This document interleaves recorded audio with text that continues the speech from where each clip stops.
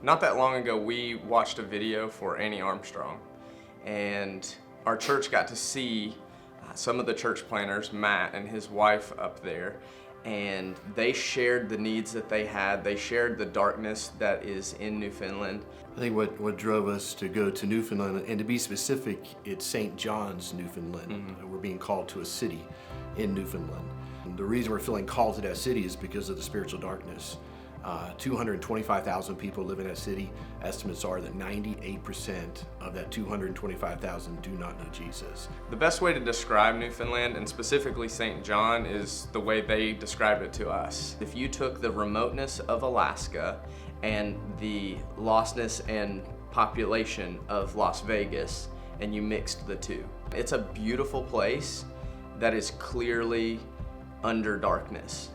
And what I mean by that is, like, when you're there, you can feel and sense Satan's stronghold on the people and on the place. There is no gospel witness until Mile One Mission through Calvary Baptist Church there in St. John's began now the process of planting churches. And so we want to be part of that gospel movement of seeing a place that is very dark and hard spiritually. In fact, when we landed, I heard someone remark that they call this place the Rock.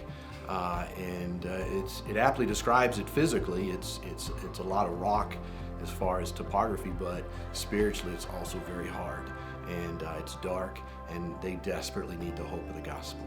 I'm excited for Spotswood to be part of this partnership because we're going to be in the front lines of a gospel movement, kind of like the Apostle Paul moving into cities and areas where the gospel had never been experienced or heard. So I'm excited for us, our people, to experience that, to see people baptized, churches planted for the first time. I mean, Kilbride has not had a church since 1929. To see a church planted in Kilbride excites me. When I think of going on a mission trip, I don't want to go on a mission trip where I'm standing in an airport filled with Baptists. I want to be in a place where there's nobody else and be part of what God's doing fresh and new. So I see us being part of that, developing a relationship with the planners, supporting them financially, but also supporting them just emotionally and spiritually, praying for them.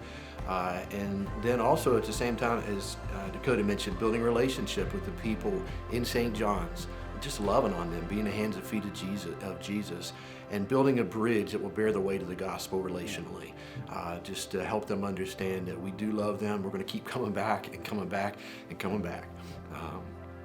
So they recognize how much we love them and want them to have the hope of the gospel.